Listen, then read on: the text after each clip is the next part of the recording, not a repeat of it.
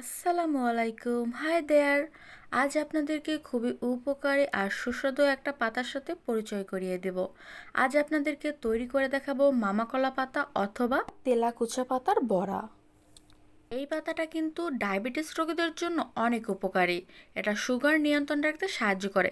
এছাড়াও যাদের গ্যাস্ট্রিক, কোষ্ঠকাঠিন্য অথবা খুব তাড়াতাড়ি চুল পেকে যাওয়ার সমস্যা রয়েছে, তারা চাইলেও এটা খেয়ে নিতে পারেন। আমি ভালো করে ধুয়ে এটাকে কুচি করে নিয়েছি। এখন এর মধ্যে দিয়ে দিচ্ছি হাফ কাপ পেঁয়াজ কুচি আর 4টা কাঁচামরিচ কুচি, আর দিয়ে দিচ্ছি স্বাদমতো লবণ। আমি এখানে 200 গ্রামের মতন পাতা নিয়েছি। আমি কাটার পর মানে কুচি করার পর পাতার পরিমাণ হয়েছে 3 কাপের মতন। আমি এটাকে ভালো করে একটু নরম করে মেখে নিলাম পেঁয়াজের সাথে। তারপরেতে একটা ডিম দিয়ে আবারও মেখে নিচ্ছি। হাফ চামচের মতন জিরা গুঁড়া, আরও একটা ডিম আর হাফ চামচ হলুদের গুঁড়া অ্যাড করে নিলাম। এখন আবারও আমি মেখে নিচ্ছি। আমি কিন্তু 2টা ডিম ইউজ করেছি। এখন দিয়ে দিব হাফ কাপ ময়দা। তবে আপনারা চাইলে কিন্তু আটা দিয়েও এটাকে মেখে নিতে পারেন।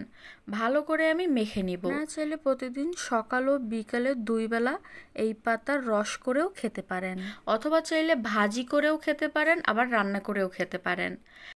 আমি শ্যালো ফ্রাই করার জন্য পর্যাপ্ত পরিমাণ তেল গরম করে নিয়েছি। এখন বড়ার শেপ দিয়ে আমি এগুলোকে বসিয়ে দিলাম। আমি এক পিঠটা আস্তে আস্তে উল্টে দিচ্ছি। এগুলোকে একদম লো আঁচে তৈরি করবেন, তাহলে বড়াগুলো অনেক ক্রিস্পিও হবে আর ভিতরটাও ভালোভাবে কুক হবে। এভাবে উল্টে পাল্টে 2 সাইডটি হালকা একটু রেডিশ ব্ল্যাকিশ করে ভেজে নেবেন, আর তারপর সার্ভ করবেন।